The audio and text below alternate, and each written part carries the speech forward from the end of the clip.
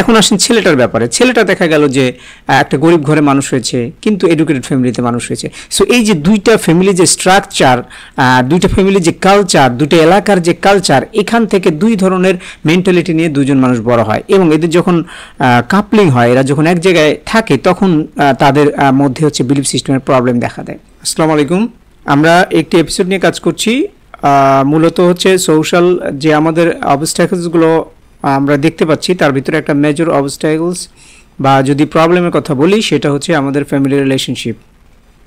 আমি দীর্ঘদিন ধরে ফ্যামিলি রিলেশনশিপ নিয়ে গবেষণা করছি, এবং অনেক কিছু আসলে আমরা জানি না, যেই জিনিসগুলো আমাদের আসলে জানা উচিত এবং সেইটা আমাদের মাথায় রেখেই চলা উচিত। একটা তো আছে যে আমাদের এক্সটার্নাল এনভায়রনমেন্ট। তো আমরা কয়েকটি এপিসোডে এই জিনিসগুলো নিয়ে আলোচনা করছি। আর আরেকটা হচ্ছে যে আমাদের ইন্টারনাল কিছু বিষয় আছে, যেমন গত এপিসোডে আমরা আলোচনা করেছিলাম যে ফেমিনিন এনার্জি এবং ম্যাসকুলিন এনার্জি যে এফেক্ট টু দ্য সোসাইটি, এইটার কারণে হচ্ছে মানে প্যারেন্টসদের ভিতরে বা কনজুগাল লাইফের ভিতরে রিলেশনশিপ নষ্ট হয়ে যায়, রেসপেক্ট নষ্ট হয়ে যায়, এবং আন্ডারস্ট্যান্ডিংয়ে ব্যাপক প্রবলেম দেখা দেয়। তো এই বিষয়গুলো আমাকে ভাবিয়ে তুলেছে, আমার মনে হয়েছে যে এগুলো নিয়ে কাজ করার প্রয়োজন আছে। তো সেটার কারণেই আমরা কন্টিনিউ করব। আজকের এপিসোডে আমরা যে বিষয়টি নিয়ে আলোচনা করব সেটা হচ্ছে আমাদের বিলিফ সিস্টেম, কিভাবে এটার সাথে কাজ করে। বিলিফ সিস্টেম কি, প্রথমে এটা আমাদের বোঝা উচিত। বিলিফ সিস্টেম হচ্ছে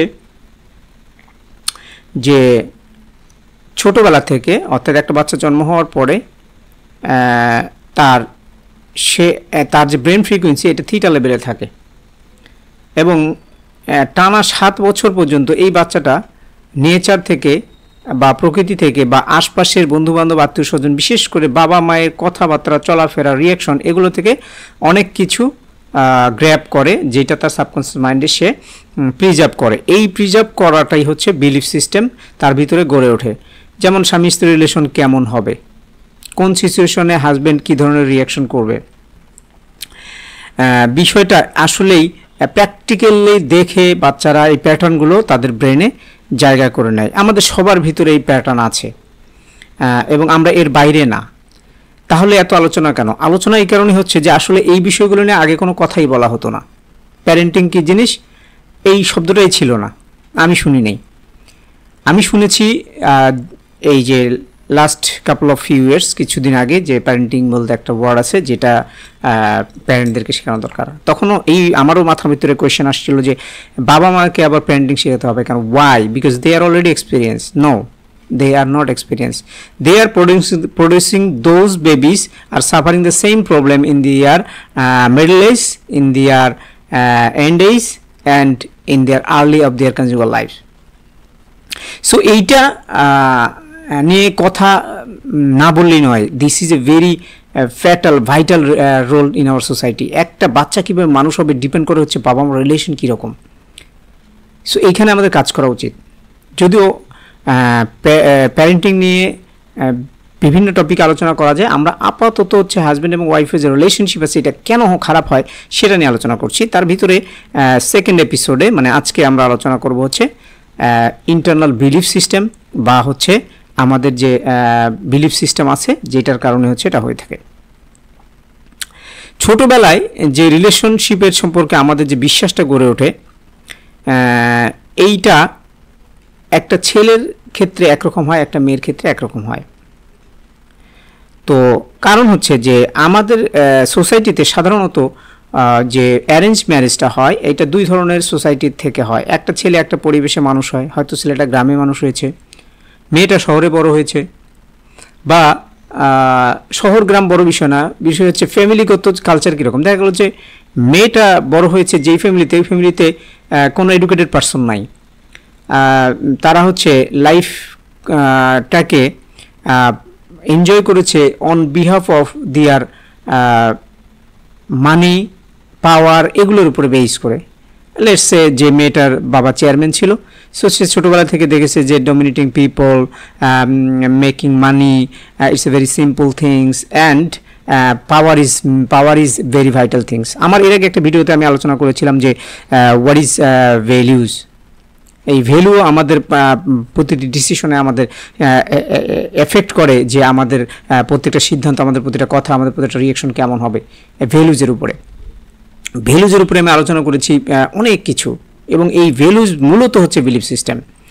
এখন আসেন ছেলেটার ব্যাপারে। ছেলেটা দেখা গেল যে একটা গরিব ঘরে মানুষ হয়েছে, কিন্তু এডুকেটেড ফ্যামিলিতে মানুষ হয়েছে। সো এই যে দুইটা ফ্যামিলির যে স্ট্রাকচার, দুইটা ফ্যামিলির যে কালচার, দুইটা এলাকার যে কালচার, এখান থেকে দুই ধরনের মেন্টালিটি নিয়ে দুজন মানুষ বড় হয়, এবং এদের যখন কাপলিং হয়, এরা যখন এক জায়গায় থাকে, তখন তাদের মধ্যে হচ্ছে বিলিফ সিস্টেমের প্রবলেম দেখা দেয়। আরেকটা খুব বেসিক সিস্টেম আমাদের এই সোসাইটিতে, আমাদের সাবকন্টিনেন্ট ইন্ডিয়া, পাকিস্তান, বাংলাদেশ, এই জায়গাগুলোতে হচ্ছে পিতৃতান্ত্রিক মানে কি বলে সোসাইটি। এখানে মা এবং বাবা, একজন মা একজন বাবা হয় সাধারণত। মানে মানে মানে এটাকে বলে যে ওয়েস্টার্ন কালচার নাই এখানে। এখানে হচ্ছে বাবা যা বলে বা যেভাবে বলে ওইভাবে ফ্যামিলি চলে, মায়ের মধ্যে ডিসস্যাটিসফ্যাকশন দেখা দেয়। সো এইখানে যেটা হয় সেটা হলো যে অধিকাংশ সময় মাকে দেখা যায় যে সে তার শখের কাজগুলো করতে পারছে না, শখের অনেক কিছু সে করতে পারছে না, সে তার মনের কথা খুলে বলতে পারছে না, সে একটা স্ট্রাগল লাইফ লিড করছে। সেম জিনিস যখন একটা মেয়ে দেখে, তখন সে ধরে নেয় দিস ইজ নিয়তি, দিস ইজ ভাগ্য। মেয়েদের ভাগ্য এরকমই যে সে ছেলের কাছেও মানে বড় ছেলে যখন বড় হয়ে যায়, তখন ছেলের কথা শুনে মা চলে, বাবা যখন থাকে বাবার কোনো মা চলে। তো এইখানে যে একটা মেয়েদের ভিতরে একটা রাগ, একটা ক্ষোভ জন্ম নেয়, এইটা কিন্তু জেনেটিক্যালি মেয়েদের ভিতরে থেকে যায় তার জেনেটিক কোডে। তো মেয়েরা আরেকটা জিনিস মেয়েদের মধ্যে কাজ করে, সেটা হচ্ছে যে ছোটোবেলা থেকেই মেয়েরা যখন বড় হয়, অনেক মেয়ে, এটা 90% বেশি হবে, যারা হচ্ছে তাদের বাবাকে দেখে যে সে খুব কষ্ট করে সংসার চালায় এবং সে প্রতিদিন বাইরে যায়, টাকা ইনকাম করে, এই যে একটা স্টোরি, এবং তার বাবা খুবই অনেস্ট একজন মানুষ, এই যে তার অনেস্টি তাকে একটা হিরো বানিয়ে দেয় তার মনের মধ্যে। এবং এই বাবাটার যে ইয়াং এজে সে কী করেছে এটা তো ওই বাচ্চাটা জানে না। এই বাচ্চাটা তার হলো প্যারেন্ট লাইফটা দেখে, অর্থাৎ বিবাহিত হওয়ার পরে একটা পুরুষ যখন পূর্ণ পুরুষ হয়, সে যখন সমাজের সব কিছু মেনে চলে, ওই যে লাইফটা, এই লাইফটা হচ্ছে মেয়েটা দেখে, এবং মেয়েটা দেখে দেখে তার ভিতরে হচ্ছে বাবা সম্পর্কে একটা হিরো ভাব তৈরি হয়ে যায়, এবং সে তার স্বামীর মধ্যে এই হিরোটাকে খুঁজে।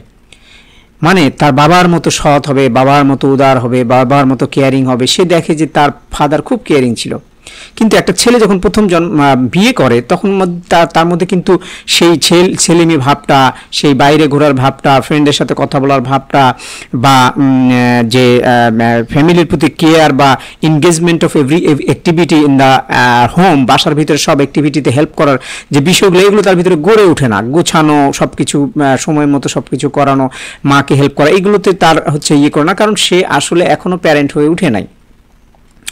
তো যখন ওই মেয়েটা বিয়ে হয়, তখন সে দেখে যে এই ছেলেটা আসলে সেই ছেলেটা না যাকে সে ভালোবেসেছিল, এবং যাকে সে ভেবেছিল যে তার মনের পুরুষ হবে, তার মনের মানুষ হবে, তার মনের মতো করে সব কিছু হবে, সেরকম হয় না। তখন সে তার থেকে ডিস্টেন্স তৈরি করে, অথবা তার উপরে দিয়ে কথা বলার চেষ্টা করে। এবং তাদের যখন একটা মেয়ে তার হচ্ছে মধ্যে কি বলে মেসকুলিন এনার্জি গ্রো করে, তখন একটা মেসকুলিন অর্থাৎ একটা পুরুষ এই জিনিসটাকে সহ্য করতে পারে না, তখন সেও তার সঙ্গে শাউটিং করে এবং সেও তাকে ডিপ্রাইভ করে বা ডিস্টেন্সে থাকে। সো এই যে এগুলো হচ্ছে বেসিক কিছু কারণ, যেগুলোর কারণ হচ্ছে যে মেয়েদের আন্ডারস্ট্যান্ডিং ওভার পুরুষ, একটা ছেলে সম্পর্কে যে আন্ডারস্ট্যান্ডিং, এটা সম্পূর্ণ মিসআন্ডারস্ট্যান্ডভাবে তৈরি হয়ে যায়, এবং একটা মিস টাইমিংয়ে এই জিনিসটা তার মধ্যে ক্লিক করে, এবং সে প্রথম থেকেই বুঝতে পারে যে এই পুরুষটা আসলে তার স্বপ্নের পুরুষ না, তার বাবার মতো হিরো এই লোকটা না। তখন থেকেই সে তাকে আর হিরো ভাবতে শুরু করে না এবং তাকে রেসপেক্ট করতে পারে না। এটা আমি বলছি না যে সব ক্ষেত্রে হয়, এটা 80% ক্ষেত্রে হয়। সো 70 to 80% ফ্যামিলিতে কিন্তু প্রবলেম, অন্যগুলোতে প্রবলেম নাই। সো এইটা হচ্ছে একটা বিলিফ সিস্টেম, যেটার কারণে হচ্ছে আমাদের হলো সোসাইটিতে এবং ছেলেদের ক্ষেত্রে যেটা হয় সেটা হচ্ছে ছেলেরা তাদের মানে আমাদের যে কালচার, ইসলামিক কালচার এবং আমাদের যে বাঙালি কালচার, এখানে মাকে পূজনীয় স্থান দেওয়া হয়েছে। বেসিক্যালি মায়ের এই জায়গায় থাকারই কথা, কিন্তু মায়ের ভালোবাসা এবং বউয়ের ভালোবাসা দুই জিনিস, এটা পুরুষটা বুঝে কিন্তু মেয়েটা অনেক সময় এটা বুঝতে পারে না। তার কাছে মনে হয় যে মানে মা যখন তার ছেলেকে বিয়ে দেয় তখনও তার ভিতরে এই ফিলিংটা কাজ করে যে তার যে এতদিনের যত্ন দিয়ে তৈরি করা ছেলে তাকে ভালোবাসা বন্ধ করে দিয়েছে, অথবা তার সাথে তার ডিস্টেন্স তৈরি হয়ে গেছে, বা তার ভালোবাসাটা ভাগ হয়ে যাচ্ছে। এটা মায়ের মধ্যে কাজ করে। আবার মেয়েটার মধ্যে কাজ করে যে তার মা মনে হয় হচ্ছে চাচ্ছে যে ছেলেকে ধরে রাখতে, ছেলের ভালোবাসা পেতে এবং ছেলের অ্যাট্রাকশন পাওয়ার জন্য সে যা ইচ্ছা তাই করছে, বা এরকম কিছু। এইরকম একটা কালচারের মধ্যে আমরা বসবাস করি যেখানে আছে মায়ের ভালোবাসা এবং ওয়াইফের ভালোবাসা দুই জিনিস, এবং দুই জায়গায় কিন্তু পুরুষরা ধরে রাখে, যেটা মেয়ের জায়গা থেকে এটা বোঝা সম্ভব না। মাও বুঝতে পারে না, ওয়াইফও বুঝতে পারে না। So this are some basic belief system যেগুলো আমাদের মধ্যে কাজ করে, এবং যেগুলোর কারণ হচ্ছে আমাদের সোসাইটিতে আমাদের হলো যে ফ্যামিলিগত প্রবলেমগুলো হয়। সো এগুলো থেকে বের হয়ে আসার জন্য আমাদের কাউন্সিলিং করার প্রয়োজন আছে, আমাদের এই বিষয়গুলো আন্ডারস্ট্যান্ড করার প্রয়োজন আছে। আজকে আমি কিছুটা আলোচনা করেছি, বাট আপনারা যারা আজকের ভিডিওটি দেখেছেন তারা কিছুটা হলেও ধারণা করেছেন। এখন যারা আসলে প্রবলেমের মধ্যে আছেন তাদেরকে কিন্তু আমাদের কাছে আসতে হবে, আমাদের সাথে কথা বলতে হবে। আপনারা সময় নিন, আপনারা ঘন্টাখানেক সময় নিয়ে আসুন, আমরা কথা বলি। কথা বললে অনেক জিনিস আমাদের ক্লিয়ার হয়ে যাবে, অনেক জিনিস সম্পর্কে আমরা আন্ডারস্ট্যান্ড হব, এবং আমরা সেই মতো কাজ করব। এবং আপনাদের সামনের যে জীবনটা বাকি আছে, এই জীবনটা যেন সুন্দরভাবে আপনারা মিলেমিশে কাটাতে পারেন, সেই অনুযায়ী আমরা আপনাদের কিছু গাইডলাইন দেব। তো যদি ভিডিওটি ভালো লাগে অবশ্যই শেয়ার করবেন, এবং আশা করি আপনারা আমাদের চ্যানেলটিকে সাবস্ক্রাইব করবেন এবং ভিডিওগুলো ছড়িয়ে দেবেন যাতে মানুষ উপকৃত হয়। সবাইকে ধন্যবাদ জানিয়ে শেষ করছি আজকের এপিসোড 2। আসসালামু আলাইকুম।